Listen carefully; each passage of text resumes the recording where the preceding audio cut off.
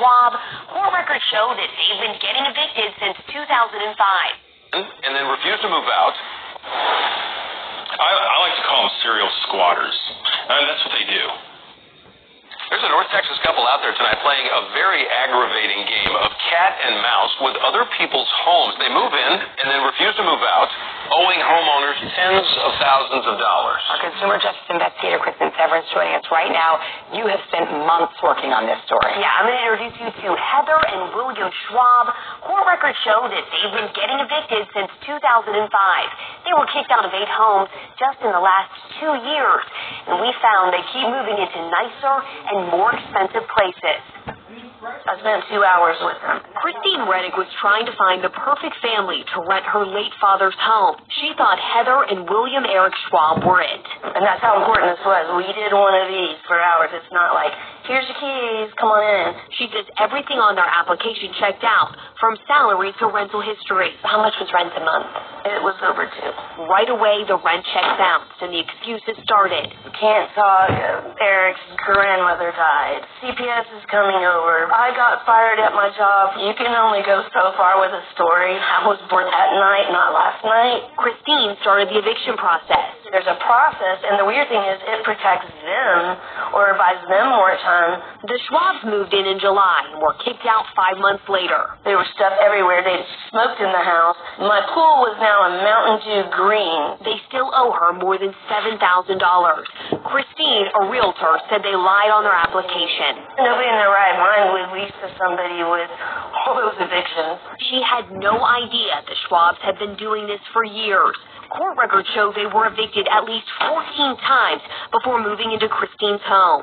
Former landlords say they use fake information to get in and work the system to stay as long as possible without paying.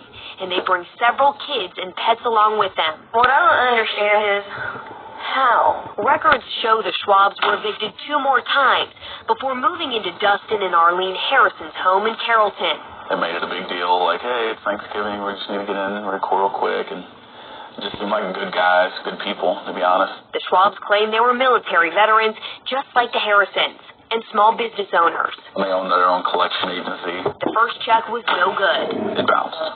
But they're already in, but that's a part of their thing. Dustin said he kept covering rent, giving them more time. I'm just a good old East Texas boy, I'll help you out. Then the Harrisons started getting foreclosure notices. We were paying a mortgage on a home that they were just squatting in. The Harrisons tried to evict the Schwabs themselves, but quickly learned these people know more than we do. So I contacted a lawyer. I like to call them serial squatters. That's what they do. The Harrisons hired attorney Mark Gerling. Gerling knew the Schwabs. He had just evicted them from a home in Louisville. They know eviction law in some cases as well as many attorneys. The Schwabs were kicked out of the Harrisons' home 7 months after moving in. The animals peed everywhere. It was really gross. It was horrible. And thanks to the Schwabs, their credit was now horrible too. I don't know if we should tell you credit scores, but we're a 780. I'm a 530. The Schwabs left the Harrisons' home and moved into a house a mile away. They were evicted. They moved 0.9 miles from that home and were evicted again. These people are chronically just victimizing, and no one's holding them accountable. We found the Schwabs had moved into a gated community in Frisco. They were living in this $450,000 home, got evicted, and moved 0.3 miles away to another home in the same development. We tracked down Heather outside of court on a bad check charge. We'd like to talk to you about all your evictions. We found at least 20 over the last 17 years. First, she claimed ignorance. What are you talking about? Well, that you and your husband, you don't pay rent and you keep going into more expensive homes when you owe thousands of dollars in back rent. No idea what you're talking about. Then she said it was another Heather Schwab. Well, I know there's another Heather Schwab, in fact, in the same court I am. No, it's definitely you. We've been investigating this for months. For months? I cannot help you. You're the one who did it. Ma'am, I don't even know what you're talking about. Here, let's go over all of these landlords. Well, Christine Reddick, Matthew Laubert. I've got an appointment. Do you plan on paying any of this rent? I don't know what you're talking about. Heather. Now, excuse me. About a month after Heather and I talked, the Schwabs were getting evicted again. I'm just still in shock. Christy Merrill said Heather and William owe them at least $4,000. I think it's criminal to move into a house knowing you have no intentions of paying rent. Their attorney is Jeff Sprigg. The Schwabs like to game the system. Sprigg, too, had just evicted the Schwabs. They know what to look for. They know who their victims are going to be. In court fighting the eviction, William Schwab said they were too poor to pay, and they only made $3,500 a month. Sprigg showed the judge their W-2, which shows they made more than $15,000 a month. Days after that court appearance, they were evicted in the beginning of October. The whole house is missing smoke detectors. Trash. I think this is dog poop. They moved from the Merrills to a $473,000 four-bedroom located just 10 homes away.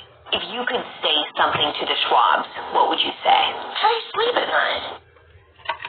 The homeowner in their new place is currently trying to evict them. That homeowner hired attorney Jeff Sprigg, who told us that the Schwabs will sometimes target homes that are for sale. They say they're going to buy the place and pay rent until closing. That way they don't have to go through any background check or fill out a rental application. I'm going to echo what every one of you are probably feeling right now, and that is we have zero vested interest in these properties, and blood is boiling. How do they get away with this?